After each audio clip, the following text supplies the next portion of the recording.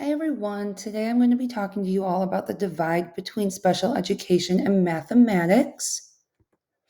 I chose this topic specifically because there are often times where I see my students struggling in and out of the classroom, but specifically when they go through solving math equations. I chose this topic because I was curious as to what researchers and scientists had to say about the gap between special ed and mathematics. And then also because my students have to take standardized testing, which shapes a lot of their IEPs, yet they cannot use the same supports that they do in the classroom. So, this is something that I truly do believe um, that students with disabilities are offered fewer opportunities to engage in real, meaningful mathematics. I also threw in here on my presentation the divide between myself and my co teacher, which I will go into a little bit later on. And then also, is inclusion as great as everyone makes it out to be? So, inclusion, it captures an all embracing society. It's something that's been introduced to many classrooms and for very great reasons. I love it. My students can all learn from one another, they can create that social bond. Um, and it's great for students with disabilities, right? It does give them opportunities to learn alongside their peers who do not have disabilities.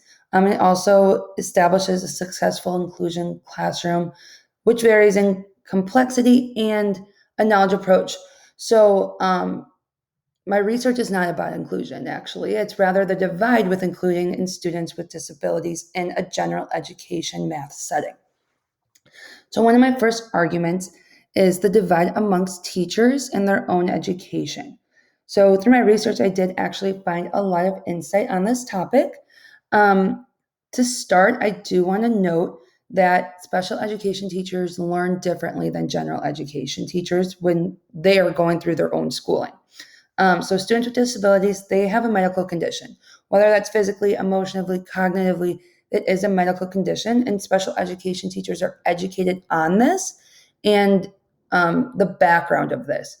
But then vice versa, on the other hand, general education teachers, let's say specifically in math, they're educated specifically in um, that topic and that curriculum where special education teachers are not.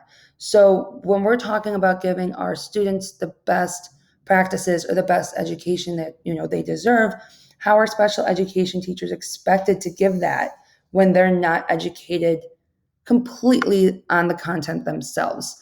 Um, Working with students with disabilities and a general education setting, um, in math, I know even for myself, because I was not educated directly on the math curriculum, hence why I'm in this class right now. And I found that, yes, I knew how to do the content, but I knew it from myself learning it when I was in eighth grade, which we all know these days everything is different. So I had to almost relearn, so to say, how to teach this curriculum. So that's just something that there is a divide. In this article, Disability and Mathematics, researchers did find that students with disabilities understand mathematical learning primarily from an information processing perspective, where on the other hand, students without disabilities learn primarily through a constructive perspective. So kind of the same as how us educators learn differently, so do these students.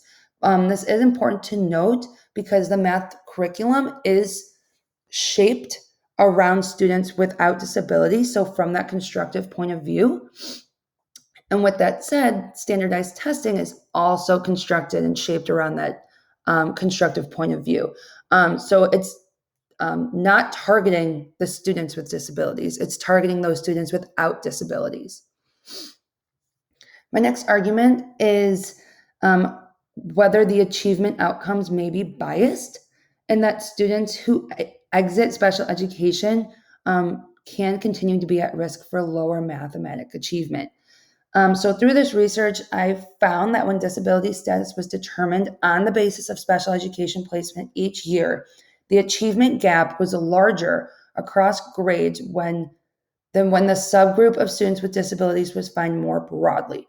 So researchers did have concerns about the ambitious targets that the No Child Left Behind Act had set with students with disabilities. Those concerns were raised that identifying the students with disabilities subgroup does mask the true gains in achievement for this subgroup. They also argued that this approach results in a downward bias for students with disabilities exam results. Researchers did find that the turnover rate is approximately 20% per year and found that achievement gaps between students with disabilities and students without were a lot smaller when a stable subgroup of students with disabilities defined on the basis of special education membership at one point rather than a year-to-year basis was examined. For my last argument, I did find that in this article, Mathematics Education and Special Education, Searching for Common Ground Implications for Teacher Education, it argues that our own understanding of best practices for students may be in question. So kind of going back to the divide amongst teachers in the classroom, it mentioned that if research and recommendations for best practice in special education calls for access to the general education curriculum, then special education may be in conflict with research in the math education. This focuses on a learning environment that is grounded in student-centered problem solving. So the article actually argued that university faculty can better prepare their teacher candidates to meet that diverse learning needs. So for example, math educators and special educators were taught different philosophies within our own education.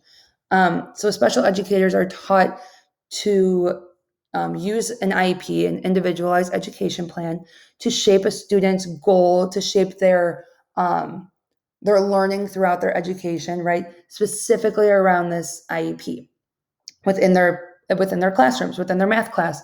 So these plans may not be relevant to or consistent with the goals that the math teacher who structures the class according to their own philosophy.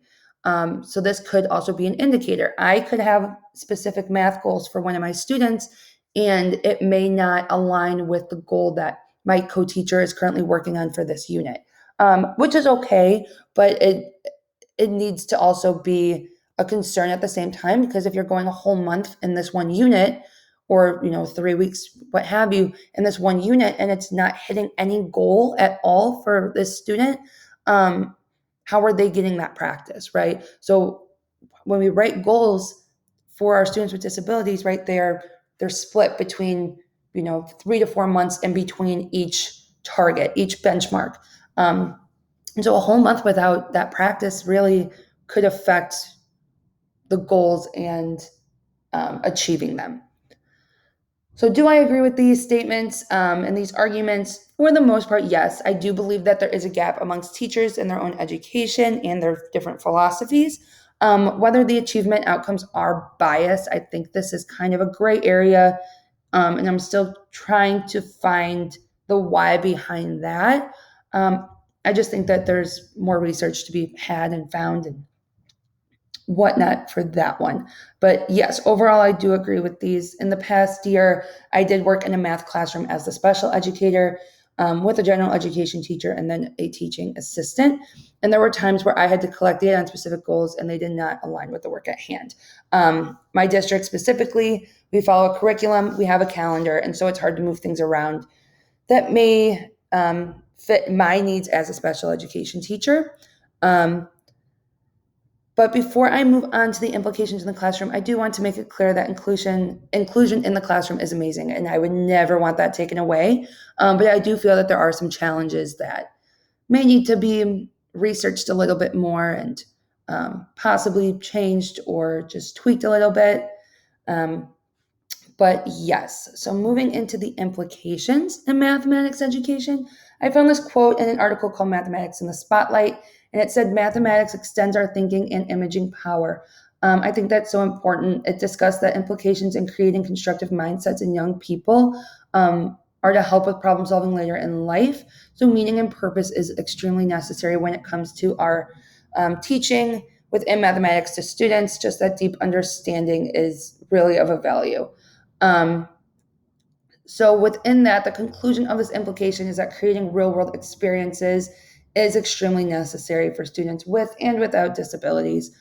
Students should come to recognize that mathematics is a tool, right? We use this tool to engage in real world and as a source of personal and social enrichment. Students need positive, effective resources to harness that education confidently. Though my why may be gray, I do believe that there is a gap within education, mathematics education and special education. Students with disabilities are offered fewer opportunities to engage in meaningful mathematics, yet the content should target real life experiences. Classrooms should be inclusive for all, but we're also going to have students with disabilities falling behind because they're not working at a pace that best suits them and their abilities. Special educators and general educators are expected to work in the same room with the same group of kids on the same content, but they were educated in different ways. So, though I think this is all very necessary, I do think that there are changes to be made. There is a divide between that special education and that mathematics education. So, some questions I have for you guys. Do you have a special education teacher in your classroom? And if so, do you ever find that you both may have different agendas from time to time? If so, how do you overcome that struggle to where you are still using that agenda from the general education teacher, but still able to target those goals and work towards those goals so that the student is not falling behind in that aspect? Also, do you believe that students with disabilities are offered fewer opportunities than students in general education? I'd love to hear from you guys. I hope you learned a little something, something. And thanks for listening. Have a good day.